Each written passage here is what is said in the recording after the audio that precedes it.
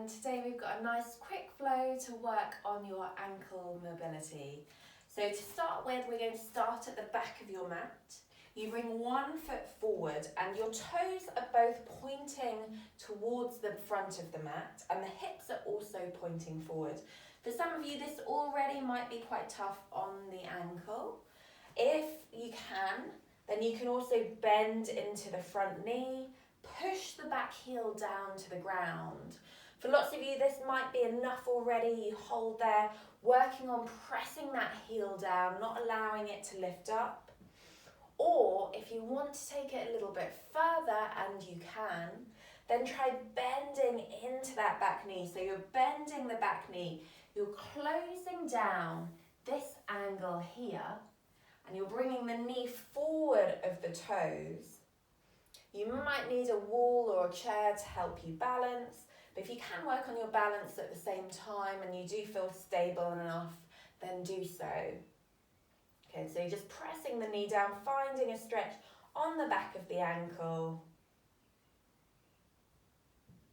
And then slow to lift up. We'll step forward, swap over to the other side. So again, one foot in front of the other.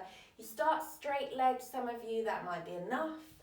And then you bend into the front knee, take it a little bit more. You might start to feel the calf stretch. You might start to feel a little bit of resistance from the ankle. Again, that might be your final position, or you try bending into that back knee, closing down this ankle, so shin moving towards the toes, finding your balance there.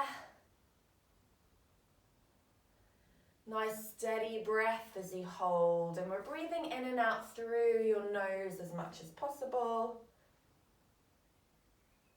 And then slow to release back up. Feet come back alongside one another, hands to your hips. Inhale, lengthen. Exhale, soften the knees, hinge the body forward, fold forward towards the ground.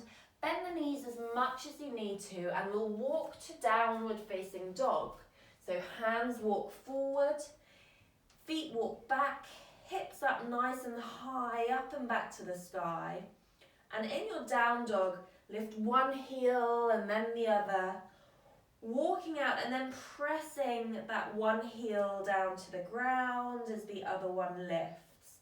We can take it super slow and spend a moment or two pressing the one heel down before you swap over to the other side.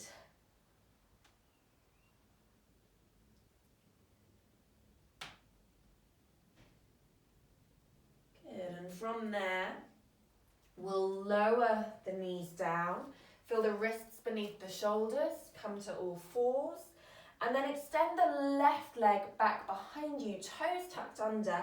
We're going to push the ground away round the back and press back through that heel.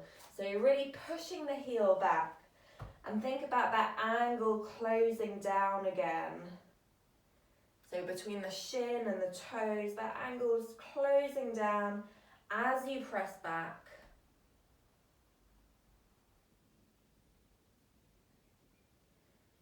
And then releasing back to all fours. Exactly the same the other side. Toes tuck under, push back through the heel, push the ground away with the hands round the back. Again, you're narrowing that angle. Holding 2, 1, and then coming back to all fours. From all fours, we'll tuck the toes, lift the hips, come to downward facing dog. This time pressing both heels down towards the ground, but don't just allow the lower back to round. If that's what's happening, then bend into the knees a little more, keep the hips up high, and then try pressing the heels down. So then you're narrowing this angle, but you're not compromising the position of your lower back.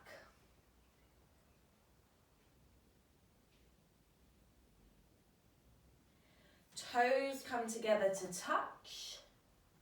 Inhale, left leg lifts high. Exhale, left foot comes comes wide of the left hand, and you can help the foot forward if it doesn't quite get there. You're coming up to fingertips, lifting the chest. And if you can, the right foot's going to step forward to a wide-legged squat. So the right foot comes to the outside of the hands, and then lower the hips down, coming down to a squat. If your heels don't go down here, then it's okay for them to be lifted, but you want to work them down over time, and it might take months or years.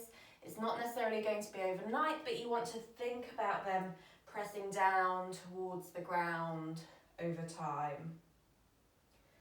Good, hands come down, hips lift up, and then we'll step back, downward facing dog.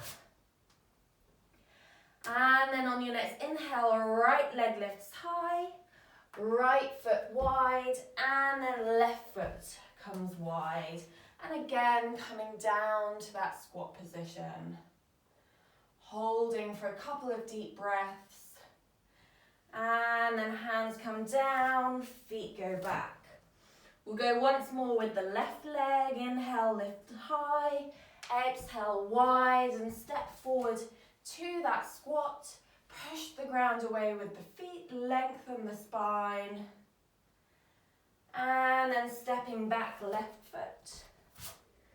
On your next inhale, right leg lifts high, and we do the same, right foot leading. Step forward to that low squat. And then stepping back, right foot leading. Good. This time in your down dog, you're going to bend and straighten both legs. So as you inhale, bend both knees, lift the heels. As you exhale, work the legs towards straight. Press the heels down. It might be still that you keep a bit of a bend in the knees, but you have those heels pressing down and this angle closing up. Inhale, bend the knees more, lift the heels. Exhale, heels closer towards the ground. Inhale, bend the knees, lift the heels. Exhale, heels closer. And then we'll bring the knees down to all fours. Left foot is going to come forward between the hands. So left foot comes forward, lift the hips, and we're looking for 90-degree angles. Hips over the knee, 90 degrees, and at that front leg as well. And if this feels uncomfortable for the back knee, just shove a jumper, or you can fold the mat over, or a cushion underneath the knee, just to make it a little bit softer and protect the knee. So from here, we're going to think ribs in, tailbone long. We'll get a bit of a stretch in the hip flexor as we bring the knee forward. So holding that stretch for a moment, you might start to feel a stretch on the ankle, but we'll work with the hip flexor to begin with. And then when you're ready, the fingertips come down, the knee goes over the ankle, and you're pressing the heel down, bringing that knee forward. But we're still going to stay strong in the leg, so you're not completely sinking down. You're pressing the heel down as though you could spring back up at any point. So you still have the muscles engaged as we press forward. Good, steady breath as you hold. And then slow to lift back up. We'll swap over to the other side. Left knee comes back. Right foot comes forward again, looking for these 90-degree angles. Ribs in, tailbone long, and then pressing that knee forward, starting to close this gap, but we're really working on the hip flexor a little bit more to begin with.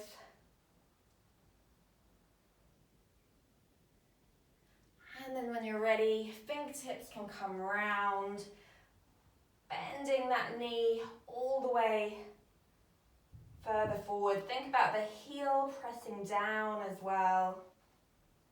So again, it's this angle that's closing down as you work on the ankle. But we're not completely flopping into it. We're still pushing the ground away. So you're pressing the heel down, but also pushing through the ball of the foot as though you could spring back if you needed to.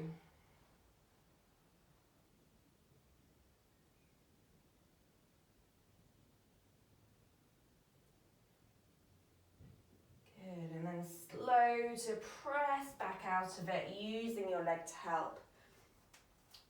And then bringing the feet alongside one another and just hip width apart. So they're not super wide here, they're just hip width apart.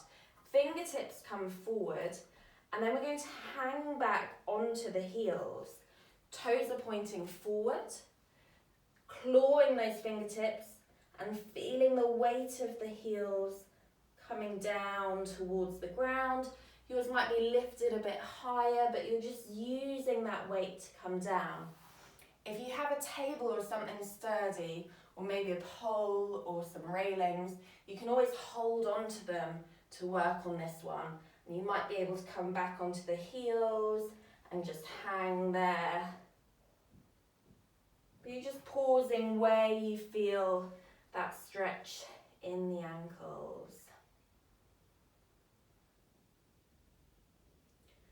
Good, and then slow to release. Another really great way to work on that ankle mobility is when you're walking upstairs, or when you see a step and you have a little bit of time, is to just go up the step and allow the heel to press down, and just hang out there for a moment, closing down that angle again as you move up the steps. Good, I hope you enjoyed that, and I hope that helps you with your ankle mobility. And do subscribe to my channel and let me know if there's any more videos that you like. Have a lovely, lovely day.